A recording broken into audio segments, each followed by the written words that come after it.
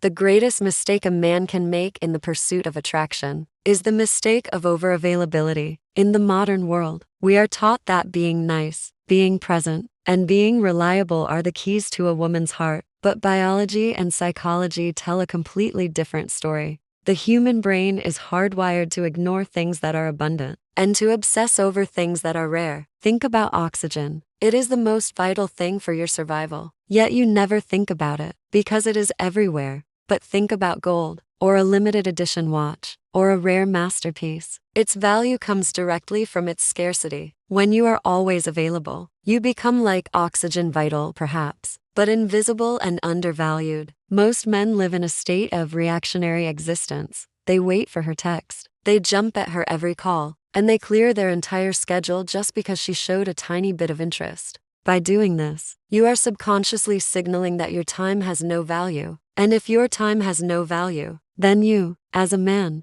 have no value. High-value attraction is built on the foundation of the scarcity principle. It is the psychological law that states that the desirability of an object increases as its availability decreases. To be a man of high status, you must first become a man whose presence is a limited resource, not a common commodity. The first pillar of scarcity is the mission focus. A man who is obsessed with his goals, his career, or his personal growth naturally has less time for trivial distractions. When a woman sees that you have a world that is bigger than her, she doesn't feel neglected. She feels a pull of curiosity. She begins to wonder what is so important that it takes your attention away from her. This is not about playing games. It is about having a life that is actually worth following. If she is the center of your universe, you have no gravity. But if your mission is the center, she becomes a planet that orbits your sun. This is the only way to maintain long-term respect and desire. Then we must discuss the response delay. In the digital age, instant gratification is the norm. Everyone is addicted to the ping of a notification. When you break this pattern, you stand out from the crowd.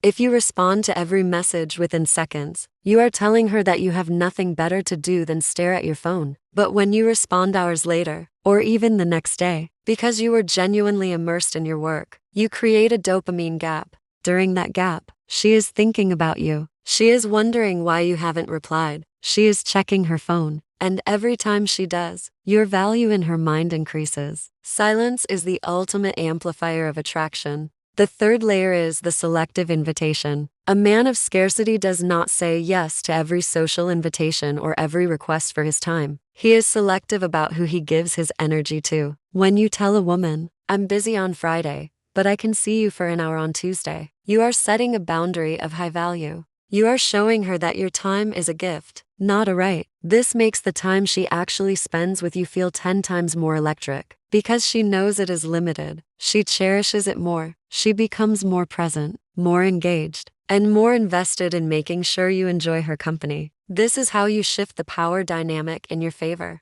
Furthermore, we must look at social scarcity. A man who is seen everywhere, with everyone, loses his edge. There is a reason why high-level celebrities and world leaders are rarely seen in public. Their absence creates a mythos around them. When you are at a social gathering, be the first to leave. Don't be the guy who stays until the lights come on and the floor is being swept. Leave while the energy is still high. Leave them wanting more. By exiting at the peak, you leave an emotional hook in the room. People will talk about you long after you are gone, wondering where you went and what you are doing next. This is the mastery of the exit strategy. Let's talk about the mystery of the unspoken. Scarcity isn't just about your physical presence. It's about your information. A low-value man overshares his life. He tells her his problems, his past traumas, and his future plans all in the first week. He leaves nothing for her to discover. But the high-value man keeps his cards close to his chest. He reveals himself slowly, like a complicated puzzle. This creates intellectual scarcity. She finds herself wanting to peel back the layers, wanting to know the why behind your what.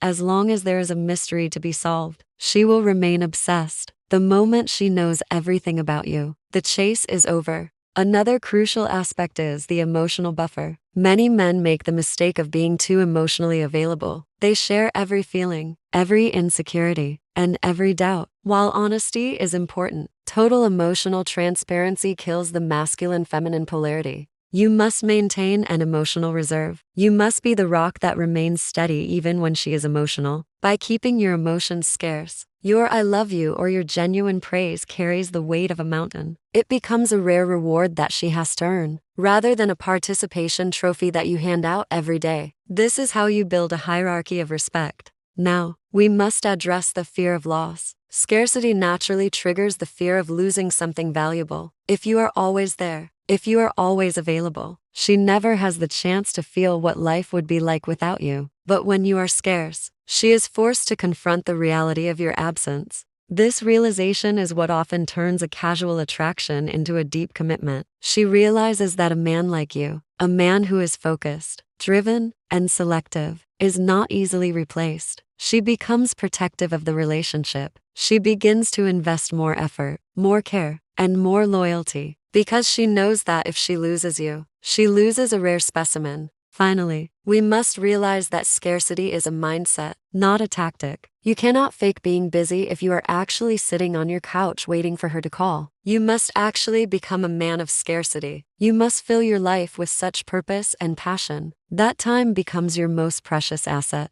When you value your own time, the world, and every woman in it, will have no choice but to value it too. This is the ultimate mind shift. You move from a place of neediness to a place of sovereignty. You're no longer a beggar for attention. You are the king of your own domain, and a king is always scarce. This is the mind shift axis.